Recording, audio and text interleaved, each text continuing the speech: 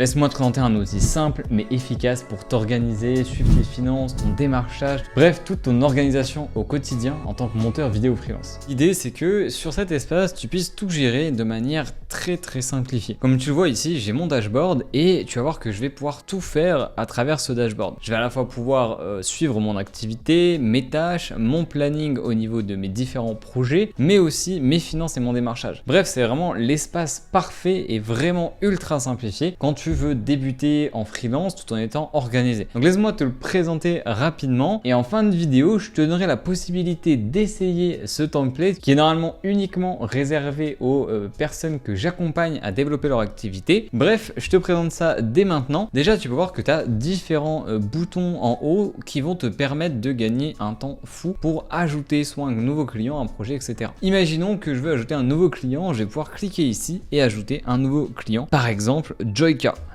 Hop là. Là, l'idée, c'est que je vais pouvoir vraiment tout mettre comme information pour pouvoir les retrouver au fur et à mesure du temps, que ce soit dans un mois, mais même dans un an. Donc, pour le coup, c'est un YouTuber. Le client est actif, parce que je commence à travailler avec lui depuis aujourd'hui. Les nominations, ça va être la société, l'adresse qui est basée du coup à Paris et le SIRET, la TVA. Bref, vous pouvez tout renseigner, l'adresse mail, le numéro de téléphone, le lien d'une chaîne si vous voulez. Et si jamais un jour vous ne collaborez plus avec cette personne, vous pouvez passer le client en plus actif et noter une date de fin de collaboration. Ce client, d'ailleurs, on peut le retrouver dans la partie client et juste ici, et si on veut on peut même rajouter une petite photo de profil de Joyka et une bannière comme je l'ai fait ici par exemple avec un test pour mon propre profil. Donc ça c'est vraiment cool et tu vas pouvoir voir qu'en fait tout est interconnecté dans cet espace Notion et c'est ça aussi qui fait que l'espace est simple mais qu'il est quand même optimisé pour que tu puisses gagner du temps et que tout soit finalement imbriqué. Voilà, donc j'ai commencé à travailler avec Joyka. Il me demande de monter pour la première fois une vidéo, on va dire trouve le gâteau, épisode voilà, épisode 6 par exemple. Le client bah du coup c'est Joyka et là vous pouvez voir l'intérêt d'avoir en fait tout qui est imbriqué. Je peux ajouter le client de Joyka, ce qui fait que tous les projets liés à Joyka vont être reliés à son profil et ça c'est super cool. Catégorie, bah, c'est une vidéo de divertissement, on va dire qu'il m'a demandé la vidéo pour vendredi, même dimanche, il sort ses vidéos le dimanche. Et du coup la période de prod, bah, on va dire que je vais m'y mettre à partir de lundi et bah, du coup je vais terminer ça samedi pour avoir un petit jour tranquille. Au niveau du suivi, bah, il faut que je lui fasse sa facture d'acompte, donc je vais mettre en facture d'acompte, mais une fois que le projet sera lancé, je pourrai mettre en cours, etc. etc. Donc ça c'est très cool pour avoir un suivi beaucoup plus efficace. Et au niveau du prix, bah, on va partir du principe que je lui facture 1500 € la vidéo, sachant que le prix va pas venir s'indiquer dans la partie finance, mais c'est juste pour savoir que pour ce projet on a passé 1500 €. Le projet atterrit ici et je peux assez aisément en fait savoir un peu où j'en suis. Et ça c'est très cool parce que là il y a que 2 projets d'exemple, mais plus tu vas avoir de projets, plus c'est important d'être organisé. Et là pour le coup ça l'est. On retrouve également dans le planning, tac, à la semaine prochaine, trouve le gâteau de Joyka, comme ça je sais ce week-end que la semaine prochaine j'aurai cette vidéo à faire et potentiellement d'autres petites vidéos. Et je retrouve aussi ici une vue organisation. Si je tape aujourd'hui, voilà, pareil, en fait j'ai la même vue qu'en dessous mais de manière un peu différente. Et au niveau des factures, je peux avoir le suivi. Alors là pour le coup le projet de Joyka il n'est pas encore fait, donc je n'ai pas la facture, mais en tout cas il y a cette chose là. À savoir une petite chose, tu l'as vu ici, mais ça peut être super cool. Si jamais le projet n'est toujours pas terminé à la date d'échéance, eh bien ça mettra un retard. Donc voilà, si par exemple le projet était à rendre pour le 9, comme il n'est toujours pas en terminé mais en cours, et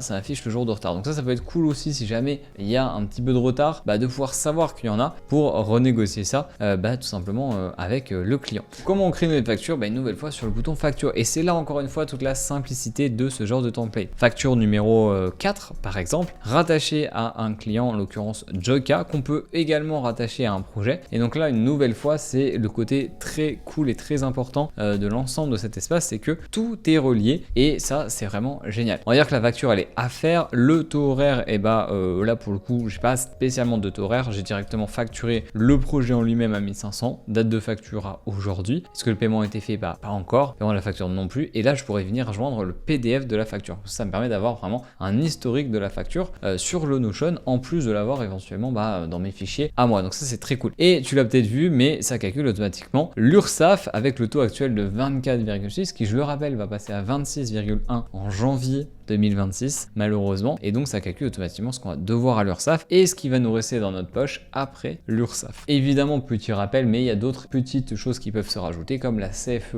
en fin d'année et également une part pour le versement libératoire si tu y es assujetti. Si jamais c'est des points que tu ne maîtrises pas ou que tu ne sais pas forcément de quoi je parle, n'hésite pas à aller checker la description, j'aurai sans doute quelque chose pour toi. Bref, tu peux voir que ça a mis également le mois en cours cours automatiquement, donc juillet 2025 et l'année 2025, ça il n'y a pas besoin d'y toucher, donc c'est génial, tout a été renseigné automatiquement. Et donc du coup dans mon onglet de facturation, on retrouve une nouvelle facture à aujourd'hui et aussi une facture en juin. Donc là ça permet vraiment de savoir en fait où est-ce qu'on en est dans les factures par rapport aux différents mois. Donc là on va partir du principe que la facture je l'ai envoyée, donc ça c'est top. Et tu peux voir aussi qu'il y a un petit côté retard de paiement qui est basé actuellement sur 15 jours, mais donc si j'ai envoyé par exemple la facture, on va dire le 11 juin, et ben là la facture elle va venir passer en retard comme celle précédente. Donc ça permet aussi de voir assez facilement qui a payé ou au contraire qui n'a pas encore payé la facture. Et dès lors que quelqu'un a payé la facture, on peut cliquer sur paiement fait, la facture disparaît non pas de la base de données mais de l'affichage, comme ça au moins on sait que cette facture là elle est payée. Et si on va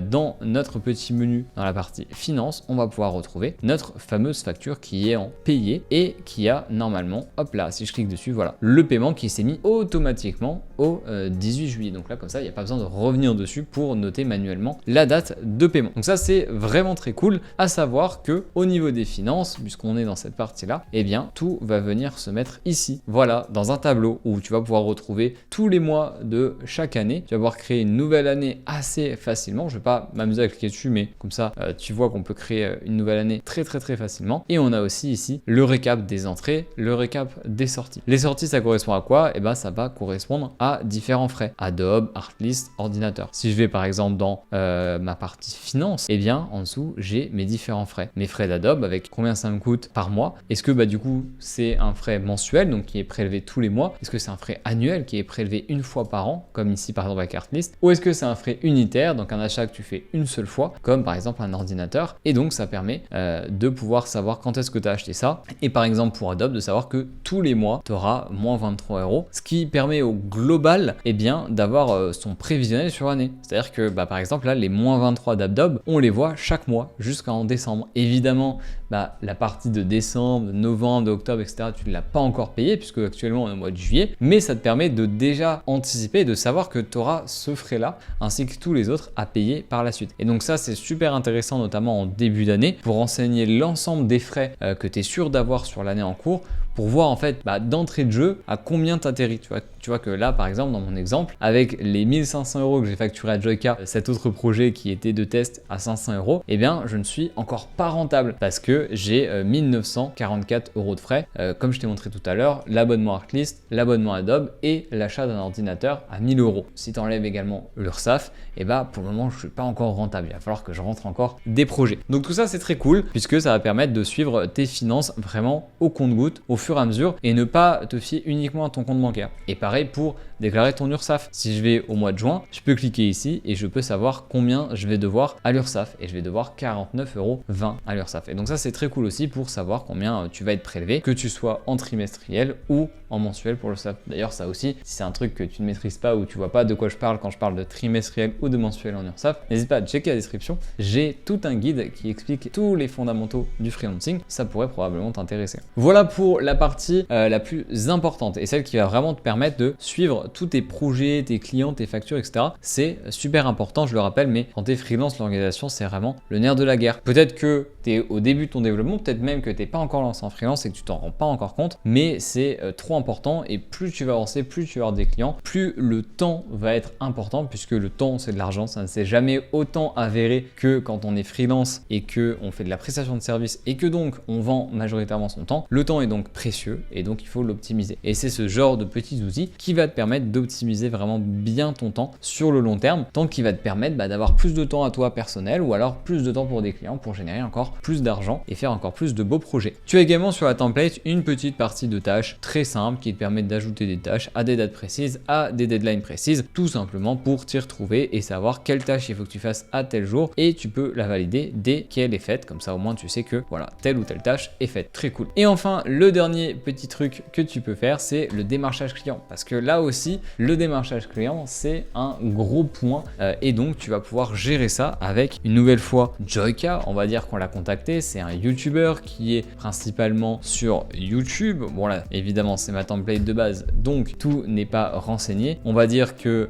je dois faire un call avec lui. Le contact, c'est son mail, donc mail tac tac tac. Je dois le recontacter dans 2 jours. Bon, ça c'est une automatisation de ma template, c'est-à-dire que dès lors que je crée en fait une case de contact, c'est-à-dire que j'ai envoyé un premier message à un client, automatiquement j'ai cette case qui vient se mettre pour me rappeler que je vais devoir le recontacter le 20 juillet si évidemment je n'ai pas eu de retour de sa part. Si j'effectue un call avec lui, je peux le notifier ici pour savoir quand est-ce que je fais ce call, et si jamais le client est intéressé, je peux même appuyer ici et ça crée automatiquement un nouveau client, et ce nouveau client est directement noté Joica comme c'était noté dans l'espace démarchage. Donc vous voyez que là encore tout est imbriqué pour que ça soit beaucoup plus simple à gérer, et donc ça c'est vraiment très cool. Et tu peux le voir aussi, bon ça c'est du petit plus pour les personnes que j'accompagne qui ont accès à la globalité de cette template, mais il y a aussi plein de petites choses là-dedans pour s'y retrouver plus facilement quand on démarche un client, ainsi qu'un petit questionnaire. Bref, il y a tout qui est présent pour gagner du temps et s'y retrouver. Voilà tout pour cette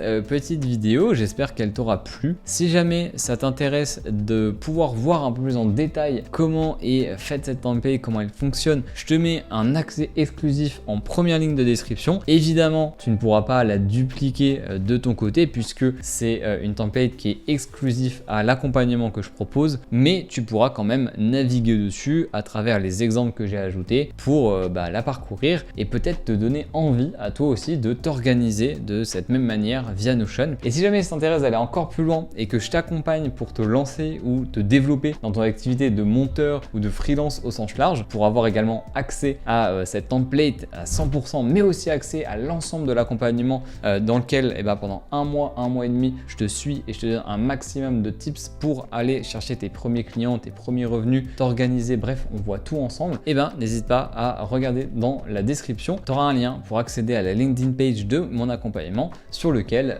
une petite vidéo t'y attend pour t'expliquer un peu plus en détail. Merci à toi d'être resté jusqu'à la fin et on se retrouve très prochainement pour d'autres vidéos. Allez, ciao!